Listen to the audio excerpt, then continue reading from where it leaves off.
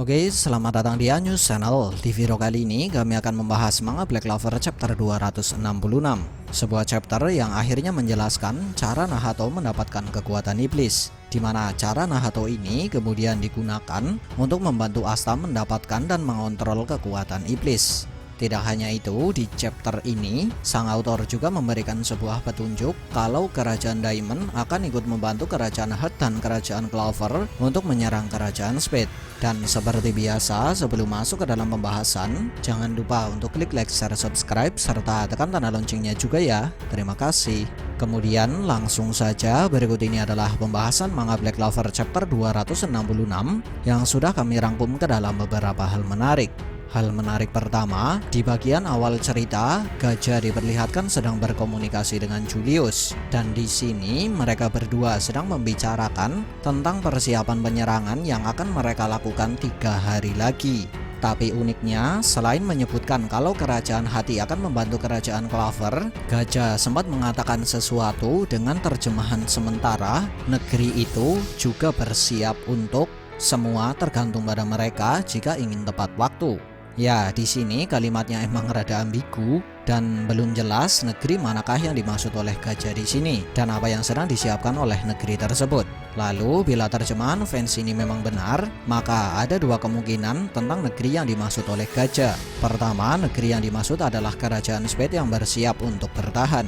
Kedua, negeri yang dimaksud oleh Gajah adalah kerajaan Diamond yang sedang bersiap untuk memberikan bantuan. Tapi terlepas dari terjemahan fans pertama tadi, sebenarnya ada terjemahan fans lain yang menyebutkan kalau di adegan ini Gajah berkata, orang-orang dari kerajaanmu juga sudah mulai melakukan persiapan. Semua bergantung pada keputusanmu kapan kita akan bergerak. Dan bila terjemahan fans kedua ini adalah terjemahan yang benar, maka bisa kita simpulkan bahwa maksud dari perkataan Gajah di sini, dia sedang menjelaskan bahwa para kesatria sihir dari kerajaan Clover yang berada di kerajaan Hati sedang berlatih, dan para kesatria sihir tersebut adalah Noel dan yang lain. Lalu menurut teman-teman, terjemahan fans manakah yang paling benar? Silahkan tulis di kolom komentar ya. Hal menarik kedua, Vanessa dan juga Vinral tidak mengenal Nahato. Bahkan mereka berdua terlihat tidak mengetahui kalau Nahato merupakan wakil kapten dari skuad Banteng Hitam.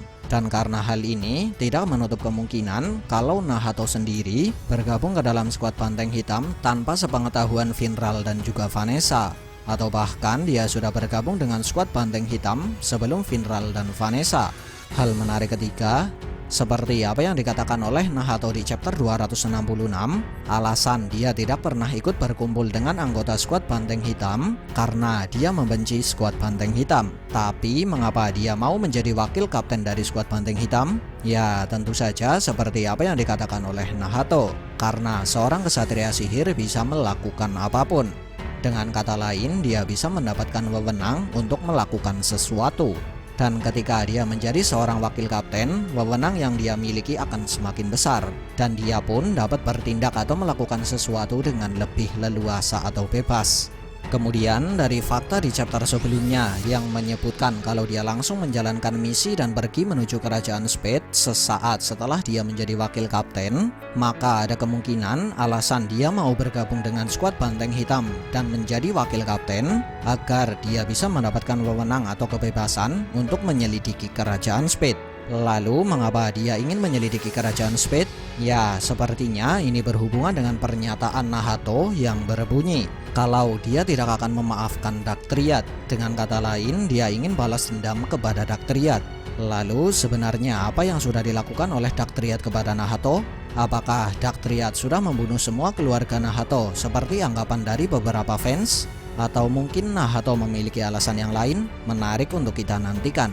Hal menarik keempat, walau Nahato sempat menyinggung bahwa skuad Banteng Hitam sudah berperan penting dalam arts reinkarnasi elf yang terjadi setengah tahun yang lalu, tapi dia tetap menyebutkan kalau pencapaian skuad Banteng Hitam pada saat itu belum dapat digunakan untuk membayar atau menghapus kesalahan yang sebelumnya dilakukan oleh skuad Banteng Hitam. Tapi sebenarnya sebesar apakah kesalahan skuad Banteng Hitam di masa lalu? Dan sebenarnya apa yang sudah dilakukan oleh skuad Banteng Hitam di masa lalu hingga membuat Nahato sangat membenci skuad Banteng Hitam?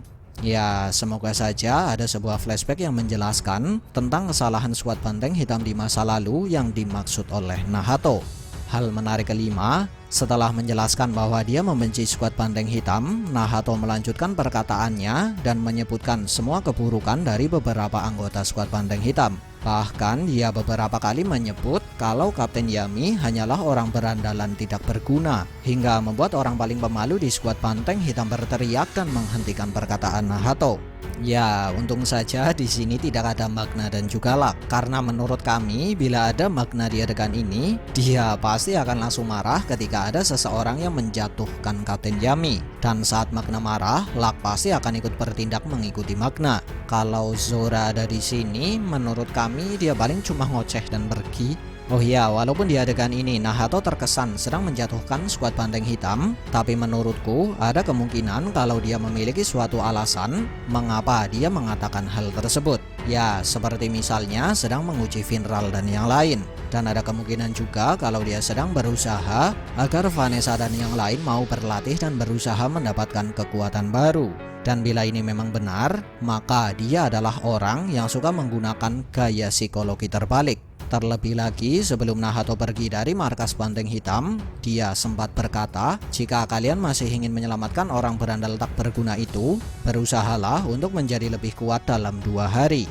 Hal menarik keenam, lewat salah satu percakapan Nahato dan Asta, sang autor akhirnya menjelaskan salah satu kelebihan dari sihir bayangan milik Nahato, di mana menurut Nahato sendiri, sihir bayangan yang dia miliki dapat membuat pengguna dan benda atau orang yang dia sentuh berpindah dari satu bayangan ke bayangan yang lain, atau bayangan yang dia target. Tapi dari fakta yang memperlihatkan bahwa Nahato hanya membawa Asta ke dekat salah satu rumah, maka ada kemungkinan bahwa Nahato memiliki semacam batasan dalam menentukan bayangan target. Ya, bila dia tidak memiliki batasan, harusnya kan Nahato bisa langsung menuju ruangan yang dia tuju dengan sihir bayangan yang dia miliki. Lalu, apa sajakah batasan dari sihir bayangan Nahato? Menarik untuk kita nantikan. Hal menarik ketujuh, seperti penjelasan yang diberikan oleh Nahato, rumah yang dia datangi bersama Asta merupakan sebuah rumah yang dulu ditinggali oleh bangsawan.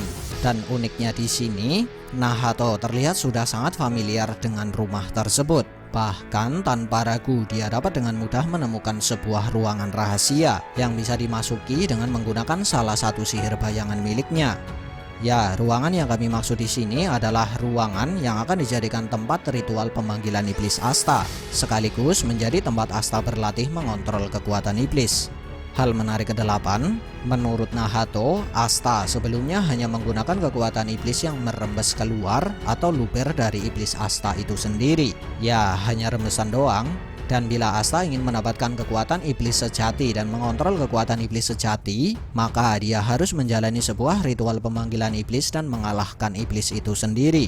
Nah, dari penjelasan ini, menurut kami, Tabata sebenarnya ingin menjelaskan secara tidak langsung kalau Nahato menggunakan cara yang sama untuk mendapatkan kekuatan iblis. Tapi yang jadi pertanyaan saat ini, apakah pada saat Nahato melakukan ritual ini untuk dirinya sendiri, dia mengalahkan semua iblisnya sekaligus, atau dia mengalahkan semua iblis yang dia miliki dengan ritual yang terpisah? Bila teman-teman punya opini, silahkan tulis di kolom komentar ya. Hal menarik ke-9, nah karena ini cukup penting, jadi kami akan baca pelan-pelan ya. Sebelum ritual terlarang dimulai, Nahato sempat menjelaskan bahwa ritual tersebut memerlukan sebuah syarat penting. Ya, syarat yang dimaksud adalah sebuah koneksi dengan iblis. Dan biasanya seorang penyihir akan menggunakan semacam relik, artefak, atau semacam item sihir untuk digunakan sebagai penghubung. Tapi karena Asta memiliki semacam anomali atau keanehan hingga membuatnya memiliki Grimoire daun 5 dan tangan iblis, Asta tidak membutuhkan penghubung lain seperti item sihir untuk memanggil iblis dalam ritual terlarang ini. Ya, dari sini maka bisa kita simpulkan bahwa Asta memiliki semacam keanehan yang biasanya tidak dimiliki oleh orang lain. Tapi perlu diketahui bahwa kami sendiri belum mengetahui maksud dari keanehan di sini. Tapi yang jelas, keanehan ini sudah membuat Asta bisa memiliki tangan iblis dan Grimoire daun 5. Dan peran dari dua hal tersebut dalam ritual terlarang ini adalah sebagai penghubung. Karena itulah cukup masuk akal bila iblis Asta sendiri bukan berada di dalam tubuh Asta maupun di dalam Grimoire, karena dua hal tersebut hanyalah sebuah penghubung. Dan dalam gambaran yang diberikan oleh sang autor saat ritual terlarang dimulai, terlihat bahwa kekuatan iblis keluar melalui dua jalur yang berbeda. Ya, kekuatan tersebut keluar lewat tangan dan Grimoire Asta. Tapi perlu diingat bahwa apa yang kami jelaskan tadi hanya berdasar dari terjemahan fans dan belum bisa kita pastikan kebenarannya. Terlebih lagi kita belum tahu maksud dari keanehan di tubuh Asta, di mana keanehan ini sepertinya akan memiliki peranan yang sangat penting dalam penjelasan iblis Asta. Selanjutnya, bila iblis Asta bukan di dalam Grimoire dan dalam tubuh Asta, lalu di manakah iblis Asta? Ya, menurutku di suatu tempat yang belum kita ketahui. Entah itu dunia iblis atau semacam dunia tempat iblis dikurung. Ingat, setelah Zagreed berhasil dikalahkan, dia terlihat sempat bertemu dengan iblis Asta di tempat yang belum kita ketahui. Dan uniknya, wujud Zagreed saat bertemu dengan iblis Asta terlihat sedikit berbeda dari wujud Zagreed saat berada di dalam istana bayangan. Lalu, mengapa wujud Zagreed bisa berbeda? Hal menarik ke-10, bentuk iblis Asta yang dipanggil dengan menggunakan ritual terlarang terlihat berbeda dari bentuk iblis Asta yang sering kita lihat. Dan entah mengapa, ukuran dari iblis Asta terlihat jauh lebih kecil bila dibandingkan dengan ukuran iblis Asta yang sebelumnya sering kita lihat. Ya, kalian tahu sendiri kan bahwa biasanya dia memiliki ukuran raksasa. Lalu, mengapa ukuran dan wujudnya bisa berbeda? Menarik untuk kita nantikan. Sekian dari kami, and see ya.